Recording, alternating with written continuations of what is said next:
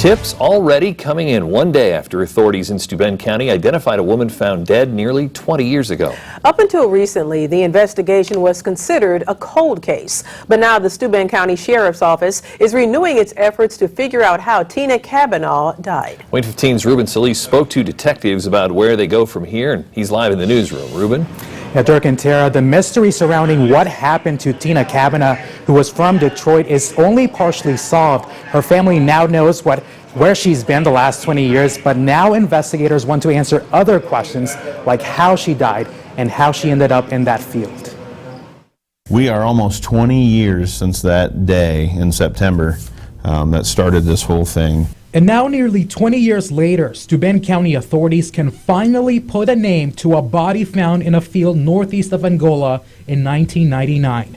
Tina Kavanaugh's nude body was found in land that's now part of Glenderen Hills Golf Club. So how could someone from the Detroit, Michigan area end up dead nearly 150 miles away?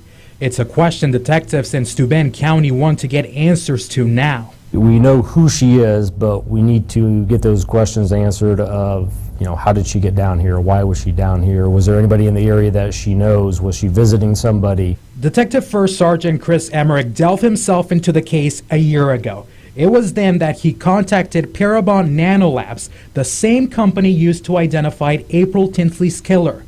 With their help and more police work, Detective Emmerich managed to locate a potential daughter of Kavanaugh in Colorado named Jessica Gallegos.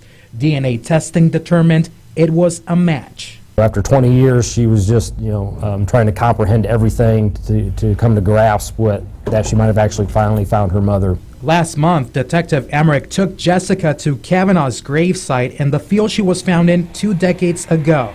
Now, he and the rest of the Sheriff's Department are trying to answer how and why Kavanaugh died for the sake of the family and the community. We have, people in our community living today that still remember that happening and still remember that finding in September of '99. And the question always is, does someone live among us that we need to worry about? Now, anyone with information as to what happened to Kavanaugh's death is asked to contact the Steuben County Sheriff's tip line. That number is 260-668-4646. We're told some tips have already started to come in. In the newsroom, I'm Ruben Solis, WANE 15 News.